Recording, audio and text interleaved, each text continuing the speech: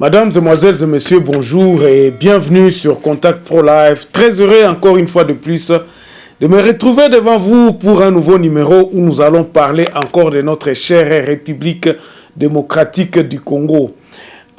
Nous saignons dans nos cœurs. Nous sommes très frétris. Nous sommes, je ne sais pas, le mot me manque. Pourquoi le mot me manque? Parce qu'il y a cette incompréhension de nous, peuple congolais, de la situation qui se passe à l'est de la République démocratique du Congo. Nous avons vu une certaine résilience. Tout ce que nous disons ici, les gens prennent ça à la légère. J'ai reçu beaucoup de messages, j'ai reçu beaucoup de questions qui sont sur mon bureau ici pour que je puisse répondre. Pourquoi? Parce que je disais cette histoire ici. J'en avais parlé depuis longtemps sur la responsabilité de la République démocratique du Congo. La République démocratique du Congo ne prend pas les choses au sérieux. Et ceci au niveau du haut sommet donc, du chef de l'État. Nous pouvons bien tout dire. Nous pouvons tout dire. Je ne parle pas de Félix, je parle de la présidence de la République. Parce que ici, je prends la Constitution. Nous allons parler des relations de force, de pouvoir entre les institutions qui amènent les conséquences de cette guerre que nous ne pouvons pas maîtriser. Aujourd'hui, dans ce numéro d'aujourd'hui, nous allons parler justement de ces rapports de force, de ce pouvoir-là, qu'on n'arrive pas à maîtriser. C'est la Constitution qui nous file entre les mains. Qu'est-ce qui se passe finalement au Congo pour que nous ne puissions pas maîtriser, à terminer une petite insurrection ou bien des guerres que nous sommes engagés là-dedans? Nous allons en guerre en désordre. Nous demandons à supporter nos FARDC qui sont pratiquement infiltrés. Je vous le démontrerai. Et vous connaissez, ce n'est pas du nouveau. Nous allons en parler dans ce numéro d'aujourd'hui. Mais nous serons un peu brefs parce que la matière que nous allons développer ici, nous allons les développer en large le samedi dans notre émission live à partir de 14h donc jusqu'à 16h. Nous aurons 2 heures de live où nous développerons. Mais aujourd'hui, je suis en train tout simplement de vous montrer certains points que nous sommes en train de manquer, qui nous amènent à la conséquence dont nous ne parvenons pas à terminer les guerres. Est-ce que Bunagana a été prise, a été reprise? Qu'est-ce qui se passe exactement? Est-ce que l'armée est capable de chasser l'ennemi? Allons-nous continuer à subir des attaques de ça? Chaque jour, on vient nous... C'est comme si baza comme Mekabiso et puis Batiki, Mekibiso na Goma Batiki, Kebo. Et puis nous nous vantons à ce que notre armée est en train de faire quelque chose. Moi, je vous ai dit au départ que moi, en tout cas dans mes propos, je ne supporte pas ce FARDC. Voilà, c'est que nous allons parler donc, le rapport de force entre le pouvoir qu'exercent nos institutions, c'est-à-dire la présidence de la République, le Parlement, le gouvernement. Et nous allons voir comment est-ce que ça se passe dans ces histoires-là. Et la conséquence de ce pouvoir qui n'est pas bien maîtrisé et les guerres, et les frustrations, et le non-développement de notre pays. Avant d'aller un peu plus loin, nous allons prendre le grand titre à la une des journaux qui paraît ce matin sur Internet, et puis nous revenons tout de suite après pour le développement de notre sujet. Voici les grands titres à la une des journaux qui paraissent ce matin sur Internet. Nous commençons par élection-net.com. Conflit Congo-Rwandais, des arrestations dans les prochaines heures des députés nationaux congolais impliqués. Et puis, Ouganda, accusé d'avoir trahi la RDC, le fils gâté de Museveni veut rencontrer Félix Tshisekedi. Beni, attaque sanglante de rebelles ADF à Ouicha. On va sur actualité.cd. RDC, l'opération conjointe FRDC UDPF parmi les raisons qui ont poussé le Rwanda à réactiver le M23. Et puis transfert à la CNCAP de la prise en charge de tous les agents de carrière des services publics d'État retraités avant 2017. On va sur Congo profond. Mbosso prévient les tireurs de ficelles des groupes armés. Bientôt, il y aura des arrestations. puis manifestation des étudiants à l'ISC Bandundu, le gouverneur Kiwai Mwasi joue au sapeur-pompier 7 sur 7. Toujours en Assemblée nationale, la somme de $200,000, fruit des cotisations de députés, sera mise à la disposition de FARDC. Et puis, guerre près de Goma, l'Union africaine appelle la LDC et le Rwanda à dialoguer. On va terminer sur Radio Okapi. Attaque présumée de Codeco, 8 morts à Djougou. Adolphe Mouzito appelle à l'État à restituer les terres aux communautés locales. Ça va dans le sens où nous disons qu'il faut absolument rétrocéder le pouvoir à la base. Merci, on se revoit prochainement dans un nouveau numéro. Au revoir.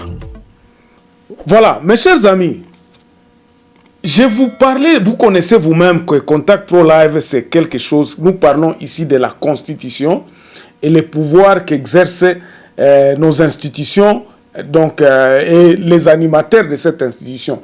Toutes les actions que nos pouvoirs, que nos institutions prennent, nous les analysons ici et nous faisons une certaine corrélation. Est-ce que la Constitution est-elle bien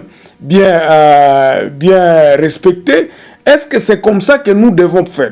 Dès le départ, nous vous avions dit que notre Constitution est en train de nous mettre, de nous balloter. Cette Constitution que nous exerçons aujourd'hui, qui est appliquée aujourd'hui, ne nous amènera nulle part. Pourquoi? Parce que c'est une Constitution qui a été faite sur mesure de certaines personnes. Et le combat aujourd'hui d'aller aux élections de tous ces politiciens ne se base que sur cette Constitution d'aujourd'hui, qui les permettra aussi à venir à leur tour, à arriver finalement à leur tour à exercer les fonctions de la présidence et puis prendre le pays comme ceux qui sont là sont en train de le prendre en otage. Ce sont des groupes d'individus qui viendront se disant qu'ils sont dans une partie majoritaire ou que ce soit parti populaire ou je ne sais comment, pour venir prendre le pays et faire maintenant de leur tour de voler le pays, de continuer à faire ce que nous sommes en train de faire. Entre-temps, qu'est-ce que nous avons constaté? Depuis 1996, donc depuis que Mobutu est parti, le pays ne fait que dégringoler. Et cet élan a été commencé par le fait que Mobutu a laissé ce pays sur cette trending-là.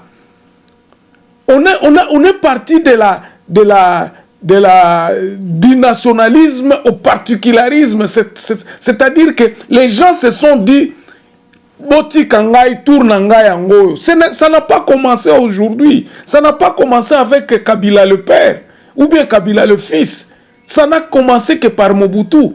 Et par là, lorsque Mobutu laisse le pays dans cette trend-là, donc dans cette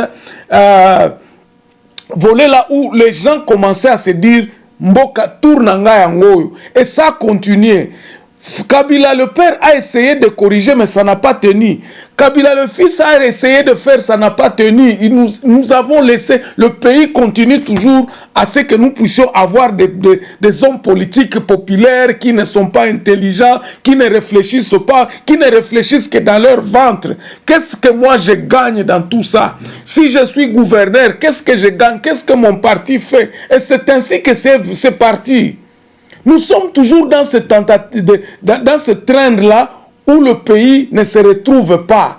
Mais ce sont les hommes qui se battent pour que nous puissions, qu'ils puissent rester donc au pouvoir, pour qu'ils puissent exercer ce pouvoir qui est le pouvoir régalien, où ils vont s'enrichir, où le développement du pays, ce n'est pas leur problème. C'est là où nous en sommes. Les guerres arrivent par là. Et les frustrations des communautés, justement, vont faire à ce que les autres personnes vont se dire que comment notre pays est comme ceci, et nous sommes toujours, nous restons toujours pauvres, il y a une certaine pauvreté. C'est de là d'où ça vient. Si les Banyamulenge ont pris les armes, si les ADF ont profité de ceci, c'est tout simplement cet élan d'assouvissement donc individualiste des gens qui sont au pouvoir. Aujourd'hui, les gens se battent. Aujourd'hui, les gens ne veulent pas collaborer pour que nous puissions faire bénéficier notre pays. Non, c'est que moi, le président de la République, je vais rester là autant que je serai là. Le pouvoir pour le pouvoir. Je prends une phrase ici de tous ces politiciens qui se disent on n'organise pas les élections pour la perdre, on organise les élections pour la gagner. Ainsi, on va aller dans tous les mécanismes. Tout ça pourquoi? Parce que nous avons fait déifier un homme, la présidence de la République. Donc celui qui passe comme président de la République, il devient comme un dieu. Le Congo lui appartient. Il ne connaît même pas son salaire. Le président de la République l'a déclaré. Il ne connaît pas son salaire. Voilà dans quelle situation nous nous sommes retrouvés, où maintenant, chacun pour soi, Dieu pour tous. Ainsi, la tendance de cette armée-là, je vais en parler, de cette armée, juste tombe dans cette histoire, dans ce piège où l'armée est incontrôlable, personne ne s'occupe pas de l'armée. Quand on parle de réformes, ça va m'adonner quoi? Ça va m'avancer à quoi? Que les choses restent telles qu'elles sont, tant que moi je serai président de la République, tant que moi je serai gérant ici, les choses comme elles vont être. Ce n'est pas un problème de la communauté, c'est un problème de chacun pour soi, Dieu pour tous. Et c'est de là que nous sommes aujourd'hui. Ainsi donc, quand vous regardez cette constitution, vous regardez comment le pouvoir s'exerce dans notre République démocratique du Congo. Je ne suis qu'un Congolais qui regarde et qui essaie un peu d'analyser la situation. Vous allez voir que le président de la République est le chef suprême. Il est le commandant de tout. La présidence de la République, il peut tout faire. Pendant que nous sommes dans la démocratie, on va les déifier. Il y a la culte de personnalité. On va dire que tout est au nom du président de la République. C'est ça la constitution que nous avons aujourd'hui. Donc, s'il y a la guerre à l'est de la République, nous allons regarder le président de la République. Maintenant, qu'est-ce qu'il va faire? Qu'est-ce qu'il va faire? Il va négocier où? Qui va l'aider? Nous, les Congolais, nous les regardons. Et vous allez voir maintenant, le président de la République, il va prendre tout. Il y a ce sont ces gens tout autour de lui qui vont contrôler même l'économie. Il va tout faire. Il va commencer à fabriquer même ces bilans. Et il va envoyer ses conseillers par-ci, par-là dans le ministère. Ce n'est plus le ministère qui va fonctionner, mais c'est la présidence de la République. Et tous ces gens-là sont des gens qui ont le pouvoir. Il y a la maison civile du président de la République dans toutes les régions. Ainsi, voilà maintenant là où ça arrive. Et il a même sa milice, qui est la garde républicaine, qui est formée plus que les autres. Quelle est la différence avec les régimes passés? Il n'y a pas de différence. Voilà. Ainsi, vous allez voir, les contrats ou bien les traités qu'ils signent ne passent même pas par le Parlement. Ou bien ce sont des lettres qu'on écrit au Parlement, on informe le Parlement, mais le Parlement ne donne pas son point de vue. Ainsi donc, le Parlement, comme ils n'ont pas la même mise sur l'armée, ils ne peuvent pas dire. C'est pour cela que vous allez voir, Mbosso, quand il dit que non, quittez les groupes armés, parce que nous savons que les commanditaires de ces groupes armés se retrouvent aussi dans le Parlement, ils se retrouvent et se disent que tant que je suis parlementaire, je peux avoir aussi mes groupes armés là-bas, je peux protéger mes hommes comme ça, ils vont commencer à